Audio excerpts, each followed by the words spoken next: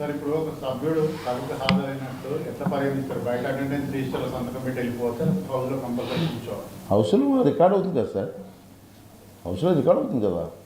అయితే టెక్నాలజీ వచ్చాయి. అటెండెన్స్ రిజిస్టర్లో సంతకం అటెండెన్స్ రిజిస్టర్ కూడా ఉంది.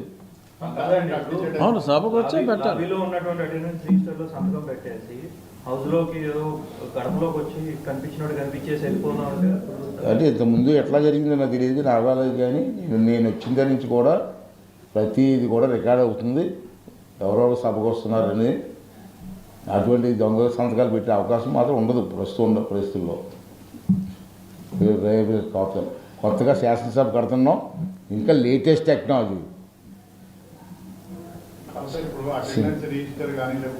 ఇంతకుముందు జరిగే పార్టీ ఆఫీస్కి వచ్చి కూర్చొని సంతకాలు పెట్టిన రోజులు ఉన్నాయి పూర్వం. పార్టీ లోపల ఆఫీసులు ఉంటాయి కదా అసెంబ్లీలో, సంతకాలు పెట్టి 3 రోజులు కూడా ఉన్నాయి. కానీ ఇప్పుడు అది కుదరదు, లేటెస్ట్ టెక్నాలజీ వచ్చింది. అంటే వీళ్ళు అనేది అదే అన్నారు, వచ్చి నిజంగానే సంతకం పెట్టి వెళ్ళిపోతే అటెండెన్స్ ఉన్నట్టే కదా అని అంటున్నారు. నిజంగా అంటే హౌస్లోకి రావట్లేదు, రాకుండా వెళ్ళిపోతున్నారండి. చాలా జరిగాయి. ఆఫీస్కి రావడం, సంతకం పెట్టడం, వెళ్ళిపోవడం. వాళ్ళ ఆఫీస్ పార్టీ ఆఫీస్ ఉంటుంది కదా లోపల. అది కాదు నేను ఏంటంటే నువ్వు వచ్చినప్పుడు సంతకం పెట్టి అసెంబ్లీలో రా.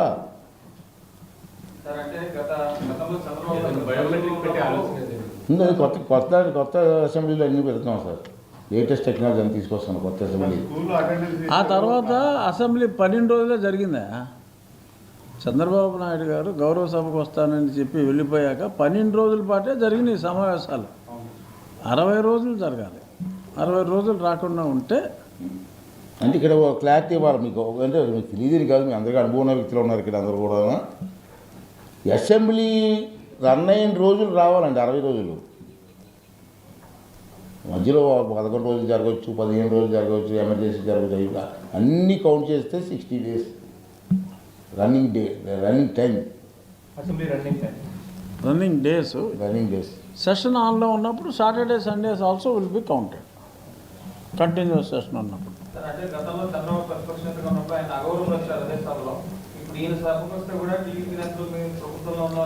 ఇది గౌరవ సభ అని చెప్పి స్పష్టంగా చెప్తున్నామమ్మా. అటువంటి జరగదు. ఇంటూ సంస్కారం ఉన్నవాళ్ళు ఎవరు అలా చేయరు కదా. ఎందుకు ఊహించుకుంటున్నావు? నువ్వు చేసే కాబట్టి ఆడు చేస్తాను ఊహించుకుంటున్నావా? సమయం ఎవరికి ఇస్తావండి? ఒక ఎమ్మెల్యేకి ఇచ్చిన సమయం నీకు వస్తుంది. పార్టీ లీడర్ అంటే ఒప్పుకుంటాం, ప్రతిపక్ష నాయకుడు ఎలాగ ఒప్పుకుంటామండి? చట్టం ఒప్పుదు కదా.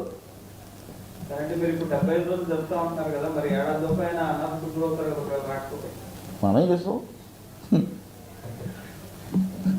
నేను చట్టం మార్చలేను కదా, రూల్స్ మార్చలేను కదా.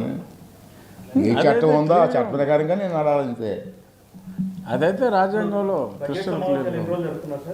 అంటే మన చంద్రబాబు గారితో నేను మాట్లాడినప్పుడు పాట్నా నుంచి ఇద్దరు వచ్చిన తర్వాత పాట్నా మాట్లాడాము సార్, మీకు ఎట్టి పరిస్థితులు కూడా రేపు బడ్జెట్ సెషన్స్ కూడా మినిమం 25 డేస్ 30 డేస్ అని జరగాలని చెప్పాను. మరి సంవత్సరం మొత్తం మీద 75 రోజులు అంటున్నాను. బడ్జెట్ సమావేశాలు మినిమం 25 డేస్ 30 డేస్ 25 డేస్ ఉండొచ్చు బహుశా.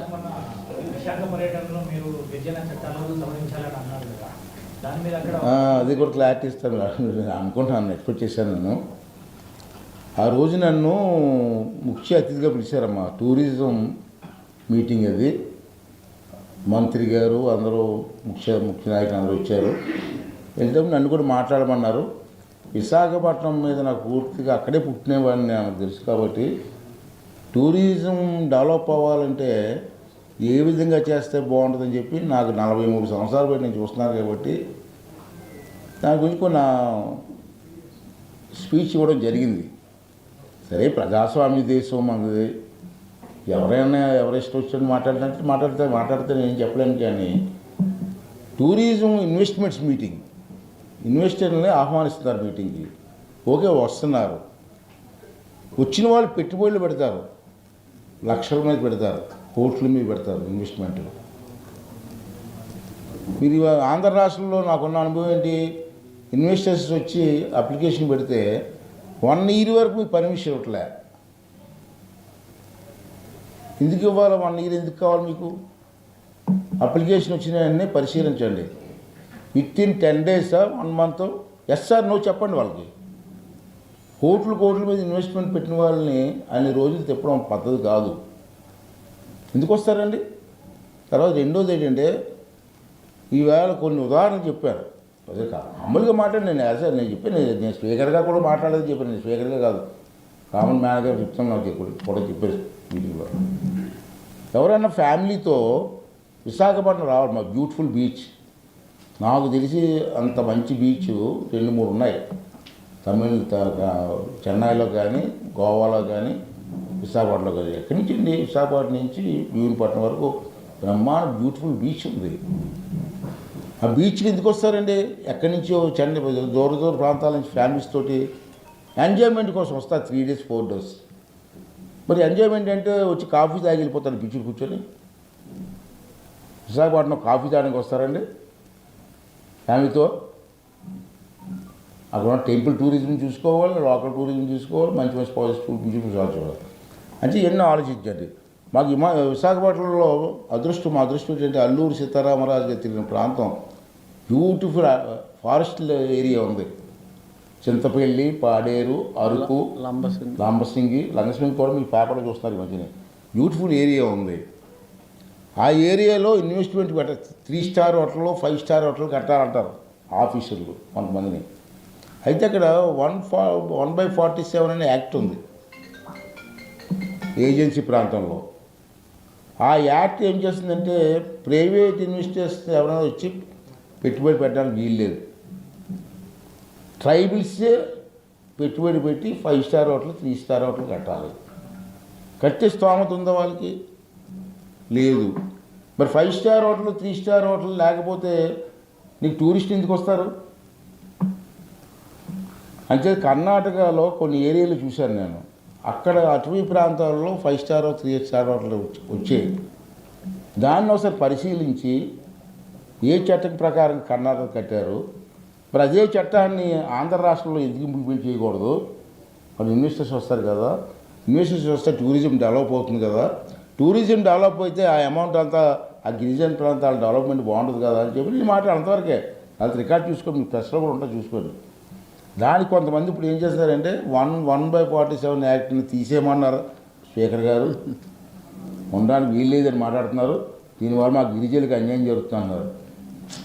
నేను చెప్పింది వేరు, వాడు మాట్లాడుతుంది వేరు. రికార్డులో క్లియర్గా ఉంది. ప్రాంతం డెవలప్ అయితే ఎవరికి వస్తుంది? ఇన్వెస్ట్మెంటు ఆ ప్రాంతానికి వస్తుంది. ఆ ప్రాంతానికి వస్తే బ్యూటిఫుల్ రోడ్స్ వేసుకోవచ్చు, డెవలప్మెంట్ చేసుకోవచ్చు. అరకు కాఫీ ఉంది, బ్రహ్మాండంగా డెవలప్ అవుతుంది. బ్యూటిఫుల్ ప్లేస్ అది. సినిమా షూటింగ్లు అవుతున్నాయి. అవన్నీ ఇన్కమ్ ఎవరికి వస్తుందండి? ఆ ప్రాంతానికి వస్తుంది. చాలామందికి ఉపాధి కలుగుతుంది. ఆ ఉద్దేశంతో మాట్లాడితే దానికి కొంతమంది చేస్తారు. ఇవాళ ప్రతి వాడికి మాట్లాడే హక్కు ఉంది, మాట్లాడేయడమే. దాంట్లో ఏం మాట్లాడారు, ఏం అర్థం ఉందో ఆలోచించే పరిస్థితి లేదు. సరే ఎవరేమనుకున్నా నాకు అనవసరం అనుకోండి. నా ఉద్దేశం, నా ఫీలింగ్స్ చెప్పాను. అలా డెవలప్ అవుతుంటే మా ప్రాంతం తిన్నారు. సార్ పూర్వం ఉమ్మడి జిల్లా ఉన్నప్పుడు మాదంతా ఒకటే జిల్లా, అరకు అంతా మాదిని. ఇప్పుడు జగన్మోహన్ రెడ్డి వచ్చి దాన్ని 3 జిల్లాలు చేశాడు. ఒకే జిల్లా ఉండేది పూర్వం. జిల్లా బాగుండాలని ఉద్దేశిస్తే నేను చెప్పాను. దానికి కామెంట్ చేస్తే మనం ఏం చేయలేం. నా ఫీలింగ్స్ నేను చెప్పాను. చేసుకునేవండి ప్రజాస్వామ్యం అందరూ కదా. ప్రజాస్వామ్యంలో ప్రతి వాడికి కూడా మాట్లాడే హక్కు ఉంది, చేసుకునే హక్కు చేసుకొని తప్పదు.